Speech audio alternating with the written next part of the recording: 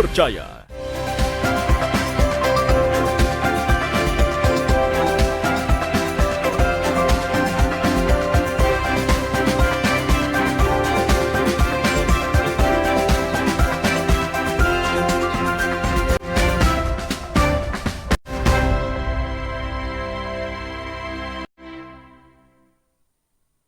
Halo, selamat pagi saudara. Jumpa lagi di Sapa Kalimantan Barat. Saudara, seperti biasa kami akan menghadirkan sebuah perbincangan hangat untuk Anda di pagi ini. Nah, hari ini kita akan berbincang mengenai seputaran Lebaran. Apa itu? Nah, kita akan membahas mengenai anti bokek pasca Lebaran. Kita tahu ya bahwa akhir-akhir ini masyarakat banyak berbelanja dan setelah Lebaran banyak yang mengalami kesulitan ekonomi karena kehabisan THR dan juga kehabisan gaji atau upah yang mereka terima sebelum Lebaran. Nah, hari ini kita akan membahasnya bersama dengan pakar ekonomi dan juga merupakan akademisi dan praktisi keuangan, yaitu ada Dr. Muhammad Fahmi. Selamat pagi, Bapak. Ya, sebelum kita berbincang, kita mengucapkan selamat ini ya, selamat Hari Raya Idul Fitri ya, Pak ya.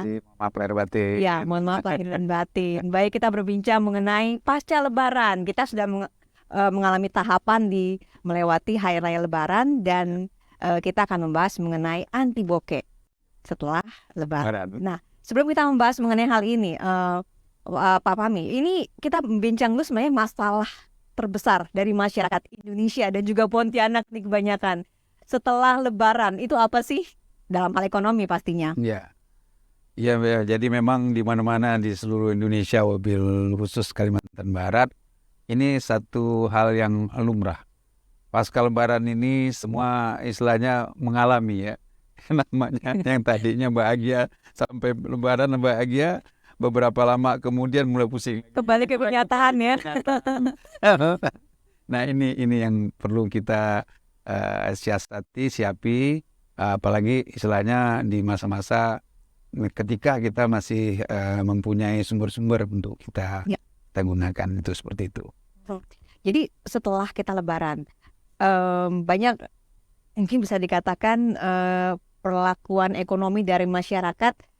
Sebelum Lebaran mereka banyak berbelanja dan mereka banyak membeli kebutuhan-kebutuhan seputaran dengan Lebaran, seperti membeli baju Lebaran, kemudian mempersiapkan kuliner di rumahnya untuk menyambut tamu yang datang, seperti kue kering, ada nastar, segala macam, kue lapis ya. Nah, ini apakah menjadi sumber permasalahan di setelah Lebaran itu, Pak Fahmi? Ya, jadi sebetulnya sampai saya tulis nih di catatan saya nih, saya kebetulan beberapa Lebaran gitu kan. Saya ngelihat fenomena-fenomena, saya tanya segala macam, sampai saya dapat cerita sedikit lah nih kan. Saya sampai tulis bahwa sebetulnya gini, kalau sumber kan gini, pendapatan kita itu kan bisa dari gaji atau honor atau apa istilahnya upah ya. Kemudian juga yang diramai di Lebaran itu atau kegiatan hari raya lah ya, itu adalah THR. Nah ini dua nih sumber nih sebenarnya kan. Tapi permasalahannya sekarang sumber itu kadang-kadang lebih kecil dibandingkan pengeluarannya. Nah ini yang jadi permasalahan. Jadi kalau menurut saya itu ada baiknya ini perlu di-manage atau diatur. Sebenarnya Pak Fahmi, apa sih yang menyebabkan masyarakat lebih berperilaku lebih besar pasak daripada tiang? Tadi Bapak mengatakan lebih besar pengeluaran daripada pendapatan, Pak Fahmi. Apa yang mendorong mereka untuk melakukan hal itu, terutama di hari raya ini? Ya, mengungkapkan rasa bahagia itu yang mungkin menurut saya itu yang out of control ya. Out of control ya. Lepas kendali, maksudnya gini, sesungguhnya kalau di hari raya itu sebetulnya adalah mengungkapkan rasa kemenangan lah. Melewati satu bulan puasa gitu kan, itu akhirnya dapat kemenangan di hari raya itu. Nah, ungkapan itu seharusnya kebahagiaan itu lebih substansi gitu ya. Dari sisi kemenangan dalam artian sudah melewati satu bulan perjalanan panjang puasa dengan segala macam hal yang ditahan gitu kan. Nah, tapi di sini akhirnya merembet juga masuk ke unsur istilah budaya. Nah, budayanya itu biasanya beli baju baru, makanan yang beraneka ragam. Tambah lagi yang lebih agak ekstrim ini adalah misalnya rumah baru, istilahnya renovasi rumah dengan segala isinya yang baru, perabot-perabotnya yang baru. Nah ini jadi budaya. Kalau enggak baru enggak sah rasanya. Nah, ini yang jadi masalah yang perlu kita cermati lah. Benar nggak sih Pak Fahmi kalau untuk di Pontianak dan sekitarnya itu lebih ramai hari lebarannya dibanding dengan daerah-daerah lain? Berarti pengeluarannya lebih besar ya Pak Fahmi? Betul, betul Mbak. Saya merasakan ya waktu saya masih kuliah di Jogja segala macam itu, ataupun di tempat-tempat adik-beradik saya waktu di Jakarta balik ke Pontianak, itu beda sekali rasanya. Di Pontianak ini rasanya wah ramai, orang jadi rindu untuk balik Pontianak segera itu. Kalbar lah pada umumnya. Jadi ini budaya ini yang masuk insert di dalam apa istilahnya kehidupan secara menyeluruh dikaitkan dengan Lebaran. Baik, nah kita sudah berbincang mengenai ritme pengeluaran yang Ya. membesar pada saat menjelang dan pada saat hari raya. Ini belum lagi kita berbicara mengenai anak-anaknya kuliah yang harus pulang ya. Itu ada biaya Ada tambahan lagi. juga. Nah sebenarnya Pak Fahmi bagaimana sih caranya supaya kita bisa membuat perencanaan? Apa yang harus kita, jadi titik berat dari pengeluaran-pengeluaran yang harus kita keluarkan pada saat hari raya lebaran ini? Karena ada pengeluaran-pengeluaran wajib yang tidak bisa tidak kita lakukan. Misalnya membayar cicilan atau membayar uang sekolah anak dan lain-lain sebagainya. Bagaimana Pak Fahmi? Jadi kali saya coba catat tadi Mbak ya. Saya tuh ingat cerita mama saya cerita mama saya. Mama saya itu bisa saya anggap sebagai bendahara yang baik lah. Karena bisa mengelola keuangan itu baik di hari-hari biasa ataupun di hari-hari lebaran. Hari-hari besar. Kalau boleh tahu berapa begitu adik-adik Bapak berapa? Adik-beradik saya itu 7 yang ada. Adiknya sekarang sisa 6 lah yang ada 1 tinggal. Jadi intinya mama saya itu, bapak kan sumber pembiayaan satu aja dari bapak kan sumber pendapatan, kemudian mama yang handle. Nah kalau saya kaitkan dengan teori lah istilahnya ada rumusnya mengatakan Y sama dengan C plus S plus I gitu ya. Y itu pendapatan sama dengan konsumsi plus saving atau tabungan plus investasi I. Iya. Nah gitu kan. Nah mama saya tuh sudah membaginya tuh zaman dulu orang tua namanya keponjet kali Mbak ya. Ponjet tuh macam kantong gitu. Iya betul. Kantong atau peti biasanya. Gitu ya. Lalu mutasi berkamuflase menjadi misalnya apa istilahnya amplop gitu ya. Iya. Zaman dulu ya amplop. Nah sekarang mungkin ada tabungan. Nah ataupun istilahnya paling tidak ada peti atau apa lagi. Nah mama saya itu, ini saya cerita mama saya aja supaya mudah mengilustrasikannya. Iya. Mama saya itu kalau dia di hari-hari biasa pendapatan orang tua saya dari gaji segala macam itu C itu konsumsi itu udah dibagi itu. Konsumsi itu untuk 1 bulan ini untuk makan ya kan segala macam, untuk keperluan rumah tangga, listrik, air, telepon dan segala macam itu C itu udah dimasukkannya. Rata-rata C itu adalah sekitar 65% lah. 60-65% Dari pendapatan dari ya. pendapatan Baik. waktu saya pikir ya. Kemudian sisanya itu adalah bagian dari saving dan investasi. Saving itu dibagi 2 lagi Mbak. Saving itu 1 komponen 1 amplop misalnya itu untuk cicilan emas misalnya kan. Iya. Savingnya ditabung dalam bentuk cicilan emas. Jadi zaman dulu sudah ada cicilan. Ada cicilan, jadi emas dicicil, nanti kalau udah mulai banyak ditukar, naikkan gramnya gitu kan. Nah yang satu lagi dalam bentuk duit uang gitu kan, dalam 1 amplop. Nah apabila misalnya butuh sesuatu dari amplop uang itu digunakan, misalnya anak sakit, keperluan untuk sekolah, untuk apa, beli baju, itu dari situ. Tapi kalau nanti misalnya tidak cukup juga, emasnya itu digadaikan. Emasnya disekolahkan gitu kan. Iya, Nanti disekolahkan. setelah disekolahkan, nanti tembus itu lagi. Nah yang C, yang S, yang I investasi dibagi 2 lagi. I satunya itu dalam bentuk misal cicilan tanah. Mama saya itu biasa cicil, ada cicil tanah gitu, dapat 1 kapling gitu kan. Iya. Nah itu nanti pada saat anak-anak mau bisa kuliah, kan kami adik-beradik alhamdulillah semua udah kuliah gitu kan, S1 S2 gitu ya. Nah waktu kuliah itu kan perlu dana besar itu.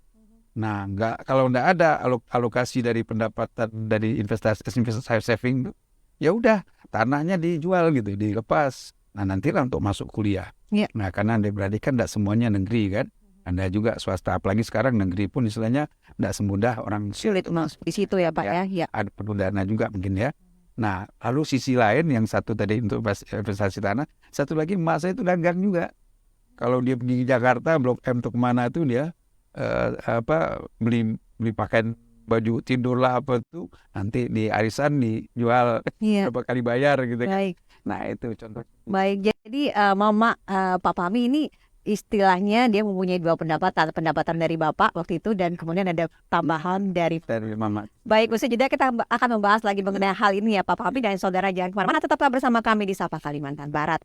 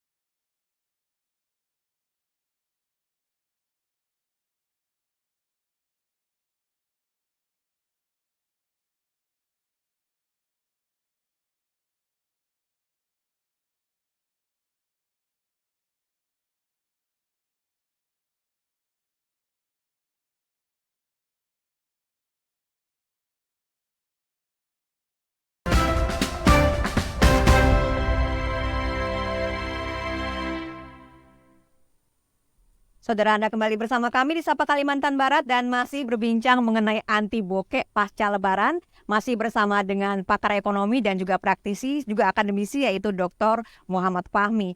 Baik Pak Fahmi, di segmen sebelumnya Pak Fahmi sudah mengilustrasikan bagaimana Mama waktu itu membuat sebuah membuat plot ya, Ya. supaya keuangan itu bisa terjaga dengan baik. Jadi inti dari inti dari cerita Pak Fahmi itu adalah bahwa kita harus membuat perencanaan yang matang, harus ada pos-posnya terlebih dahulu. Nah, berhubung dengan hari Lebaran yang pengeluarannya itu lebih besar dibandingkan bulan-bulan biasanya, apa sih yang harus dilakukan oleh masyarakat dalam hal ini Ya. agar nggak bokek nih di ujung-ujung? Saya juga merasakan sih Mbak, sebetulnya di hari-hari biasa itu istilahnya kita bisa agak teratur lah pengeluaran kita. Tapi begitu masuk ke bulan puasa, itu kadang-kadang kok lebih besar padahal Iya. puasa kan. Iya. Ternyata ya itu tadi, begitu udah buka puasa, udah situ makanan semua ada. Kadang-kadang nggak habis tuh. Iya. Semua mau dibeli gitu kan. Betul-betul, karena ada faktor keinginan. Keinginan tadi dari kebutuhan. Nah, itu satu. Begitu dekat lagi 10 hari mau Lebaran, nah ini udah luar biasa nih. Udah kata alih-alih itu masjid aja istilahnya sisa 2 sap gitu ya. Penuh sekarang sisa 2 sap, 3 sap. Nah, yang penuh itu malahan di pusat Berubah penuhnya ya lokasinya, pusat perbelanjaan. pusat perbelanjaan. Nah, Baik. jadi- Dan uang mengalir seperti air ya pada saat itu. Nah, jadi menarik nih. Ini menarik dalam sisi perspektif begini. Kalau dari sisi kita, misalnya masyarakat, tentu itu sudah jadi budaya mereka belanja. Mereka belanja pakaian, makanan untuk saya Lebaran. Mereka juga belanja misalnya untuk kebutuhan di rumah, dalam arti untuk ngecat atau membetulkan rumah segala macam itu Iya. belanja. Nah, itu pengeluaran jadi besar sekali. Meningkatnya tajam ke atas gitu kan. Nah, permasalahannya sekarang kadang-kadang ada sesuatu yang dilupakan.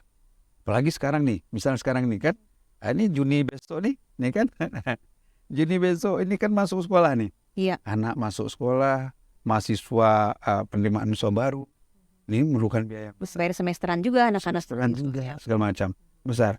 Nah, sedangkan sumber kita tadi selain gaji Iya. itu ada THR. Iya. Nah, masalahnya sekarang kalau ini tidak di-manage dengan baik, ini jadi masalah besar. Nah, nanti akhirnya gali lubang tutup lubang.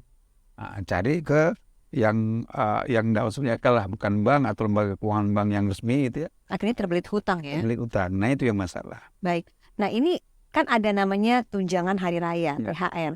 Apakah memang semestinya perusahaan itu memberikan THR di 14 hari lah ya sebelum hari H, dan gaji mereka itu diberikan setelah Lebaran untuk menyelamatkan gaji mereka, atau ada beberapa perusahaan nih Pak Fahmi yang memang mereka mungkin sayang sama pegawainya, jadi mereka memberikan gaji sebelum Ya.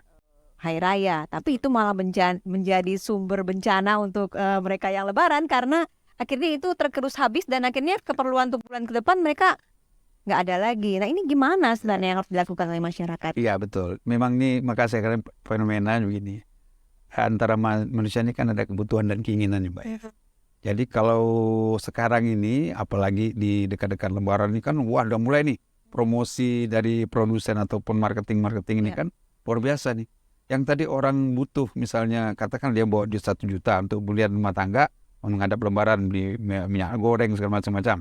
Sampai di satu tempat dilihat di atas kok ada diskon gitu ya, 50 plus 20.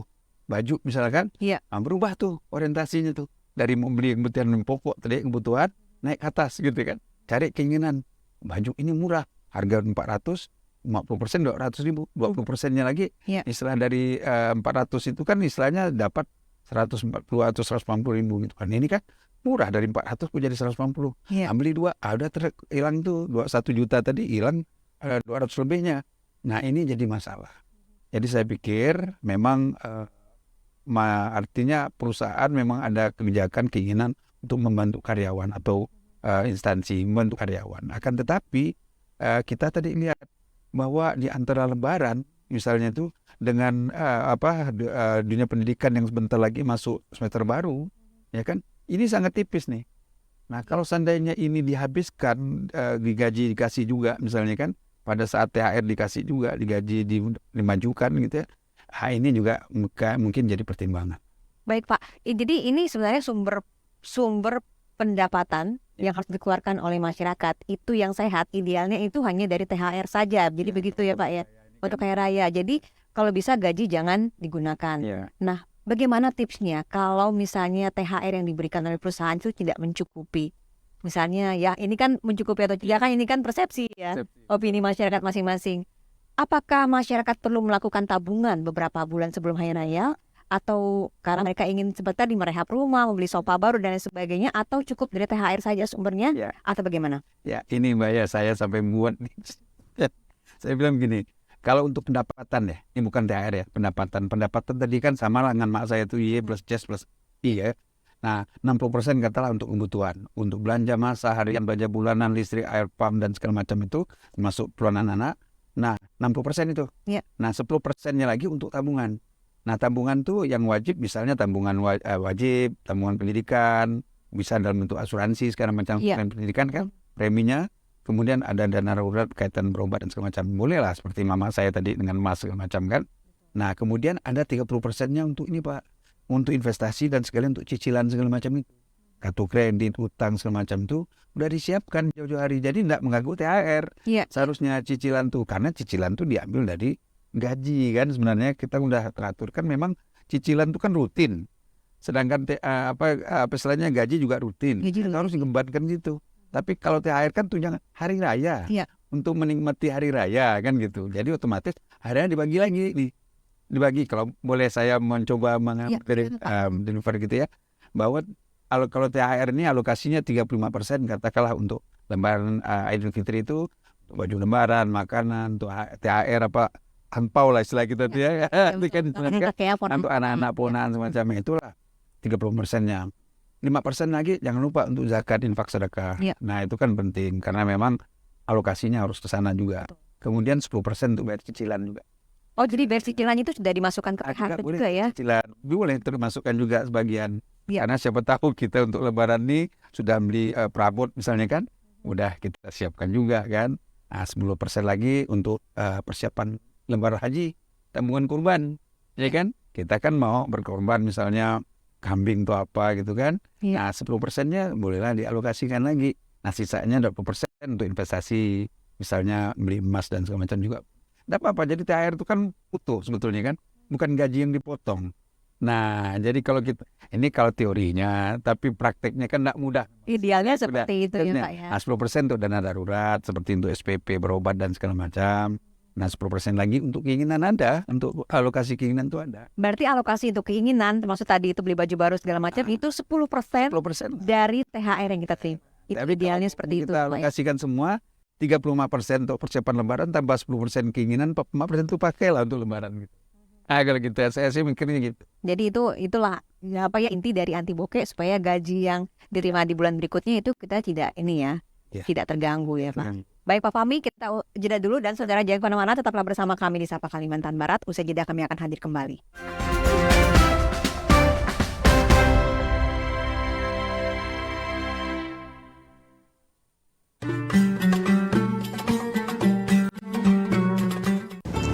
Assalamualaikum warahmatullahi wabarakatuh. Dengan kerendahan hati, saya mewakili segenap komisaris, direksi, dan karyawan PT WLH Crosswinning Aluminium Refinery mengucapkan Selamat Hari Raya Idul Fitri 1444 Hijriah. Minal aidin wal faizin. Mohon maaf lahir dan batin. Wassalamualaikum warahmatullahi wabarakatuh.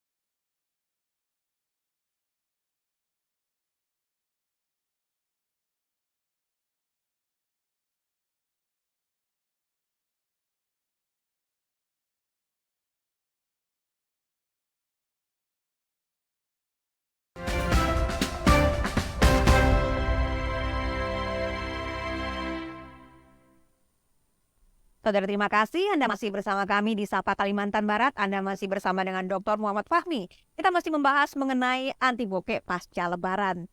Baik, Pak Fahmi, kita tadi berbincang mengenai mereka yang mendapat THR dan gaji. Ya, jadi ini kita berbincang tentang pegawai dan juga pegawai negeri dan juga pegawai-pegawai swasta lah ya.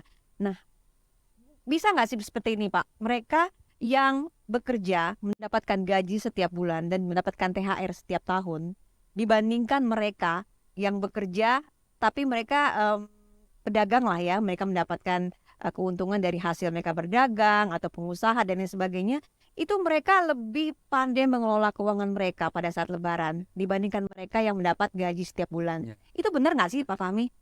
Iya, kalau dilihat fenomenanya begitu. Kenapa bisa seperti itu ya Pak? Ya karena apa istilahnya, kalau yang udah dapat gaji, yang kerja di perusahaan atau di instansi itu kan gaji ada, THR ada, jadi sumbernya udah pasti, gitu benar kan? Ada, Padahal. sudah jadi pasti. Nah, karena sumber yang pasti inilah kadang-kadang kita itu terlena atau untuk memanagenya. Sedangkan kawan-kawan tadi yang memang tidak ada sumber yang pasti itu jadi pedagang segala macam, mereka lebih struggle, mereka lebih prepare menyiapkan diri mereka untuk perencanaan-perencanaan seperti ini. Nah, ini yang perlu banyak disampaikan kepada teman-teman masyarakat untuk kenapa persiapan Lebaran, bulan puasa sampai ke Lebaran itu memang harus diatur betul. Karena kadang-kadang kata orang bilang kan, pengeluaran sebelum puasa dan lebaran itu normal-normal, tapi setelah puasa dan lebaran itu lebih besar gitu kan, apalagi lebaran. Nah inilah fenomena ini harus kita sikapi dengan memanage keuangan itulah. Seperti Jadi kita mengingat karena pengusaha dan pedagang punya tips seperti ini ya tentang hidup. Jadi prinsip hidupnya begini Pak Fahmi, pada saat Anda punya uang, jangan lupa ketika Anda tidak punya uang, begitu ya istilahnya ya. Jadi kita harus tetap waspada dan tetap berjaga-jaga itu ya Pak Fahmi ya. Nah kita berbincang tadi kita mengenai rumah tangga ya, ini tentang suami yang bekerja atau istri yang bekerja atau suami yang bekerja dan istri sebagai ibu rumah tangga seperti ibu tadi Pak Fahmi. Nah, bagaimana dengan generasi mudanya nih, kaum milenialnya nih? Ini mereka masih jomblo, belum punya keluarga, belum punya tanggungan, istilahnya belum punya rumah, tapi mereka juga bokeh pada saat lebaran selesai. Kenapa ini Pak Fahmi? Ya ini banyak ceritanya Mbak ya, bahwa sebetulnya generasi muda ini kebetulan dia udah kerja misalnya. Dia udah kerja, tapi dia ini kalau sekarang istilah generasi sandwich ya. Ya, generasi sandwich ya. Jadi mereka berada di tengah. Dia harus mengcover kebutuhan rumah tangga ataupun orang tua segala macam itu keluarga. Sementara di satu sisi dia juga membutuhkan untuk kepentingan dia. Apalagi misalnya adalah istilahnya rumah tangga baru ya, baru berumah tangga. Jadi otomatis harus mengcover dua, sebagai anak dan sebagai juga istilahnya orang tua suami atau. Nah ini tidak mudah, selalu memang banyak cerita tuh bokeh pada saat begitu kan. Mungkin gini, yang baiknya tuh dilihat dari beberapa sisi. Memang atas, bawah, tengah itu harus jadi. Atas misalnya generasi kata saya sebagai orang tua harus mikirkan kalau saya udah pensiun ini harus pensiun bahagia. Ya. Nah pensiun bahagia itu artinya harus mempersiapkan diri sebelum pensiun. Jadi tidak membebani rumah tangga anak saya lah gitu ibaratnya. Begitu juga anak ini harus sudah melihat literasi tadi yang seperti mak saya lakukan Y sampai dengan C plus S plus I. Dengan cara yang lebih modern ya. Lebih modern. Nah, ini apalagi berhadapan di hari-hari raya seperti ini. Ya. Udah bingung tuh.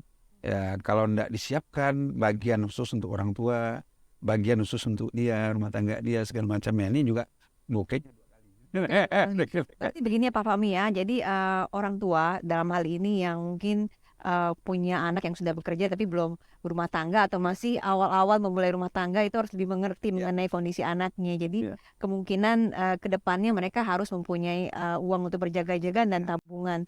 Jadi orang tua harus mengerti hal ini dan tidak banyak menuntut kepada anak mereka, begitu ya Pak Fahmi. Jadi intinya orang tuanya juga harus mandiri secara finansial.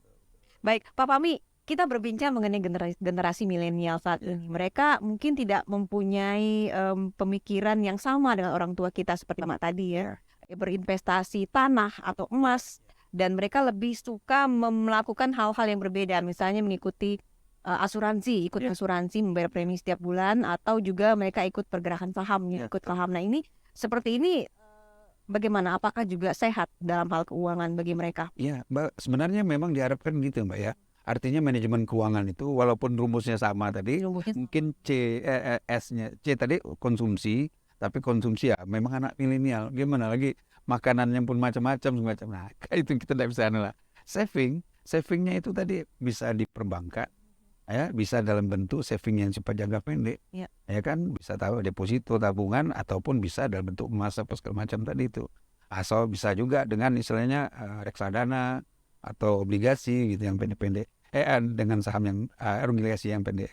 Nah, tapi yang untuk investasi juga bisa tadi itu, bisa tanah, bisa properti, bisa pasar modal. Bukan investasi yang istilahnya lebih kuno ya, lebih konservatif, tetap bisa ya. Kombinasi lah, kombinasi sekarang. Karena memang kalau kita investasi ini kan melihat nih tren. Nah, tapi sekarang kan ada juga orang misalnya katakanlah istilahnya saham gorengan ya, saham goreng bunga tinggi itu kan menarik gitu ya, tapi hati-hati, saya namanya juga gorengan kan, kalau minyaknya bagus kan bagus aja, tapi kok minyaknya dilantah ya, ada misalnya penyakit baik ya. Itu jadi harus di manage lah berkaitan dengan investasi juga. Baik, berkaitan dengan hari raya nih, jadi anak-anak atau adik-adik kita lah yang di bawah kita ini yang sudah bekerja tapi masih jomblo, belum berkeluarga, atau masih generasi yang baru-baru berumah tangga, Ya. intinya mereka pasti mempunyai lebih banyak pengeluaran ya dibandingkan orang-orang yang sudah tua karena mereka banyak cicilan. Nah, gimana caranya supaya mereka nggak bokeh nih karena pada saat Lebaran, karena nanti mereka harus tetap membayar kewajiban mereka untuk mencicil. Memang yang perlu kita sampaikan kepada generasi-generasi muda ini, yaitu istilahnya hidup dengan kondisi yang termanage dengan baik, mitigasi resiko segala macam, apalagi dia punya cicilan. Ini memang jauh-jauh hari itu apa istilahnya alokasi itu harus jelas.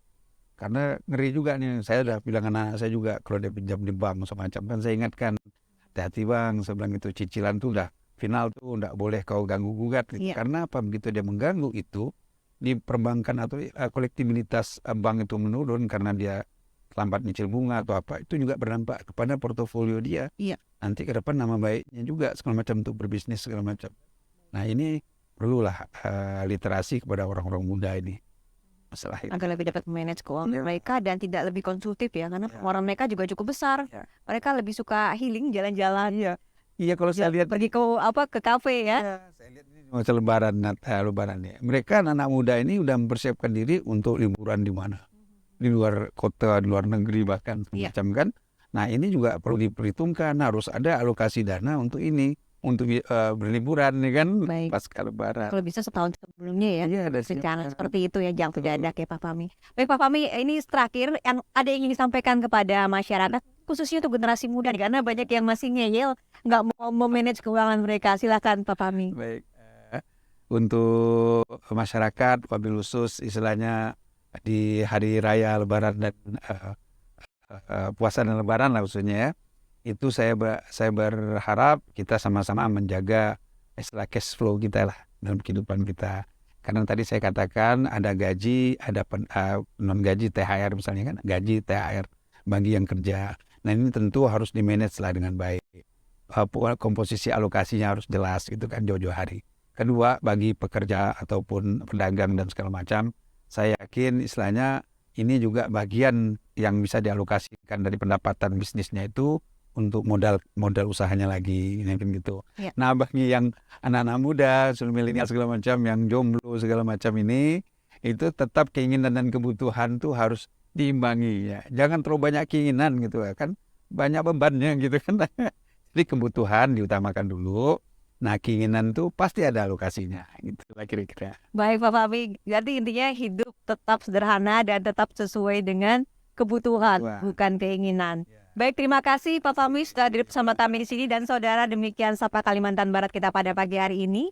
Terima kasih atas kebersamaan Anda. Saya Petronella Yani undur diri. Tetaplah bersama kami dengan sajian menarik lainnya hanya di Kompas TV, independen, terpercaya. Sampai jumpa.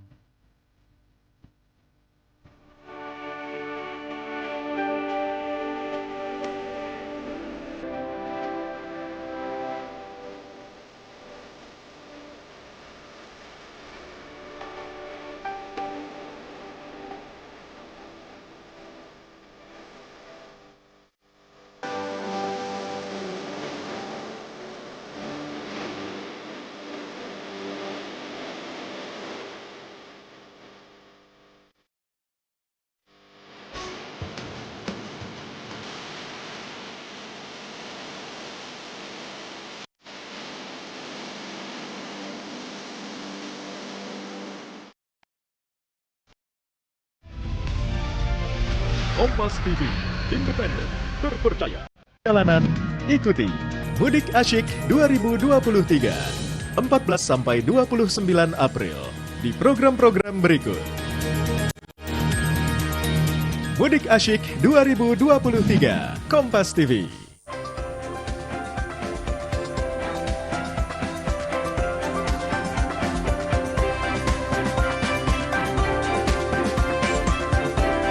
Kawasan Simpang Gadok, Puncak, Bogor, Jawa Barat ramai kendaraan sejak Sabtu malam.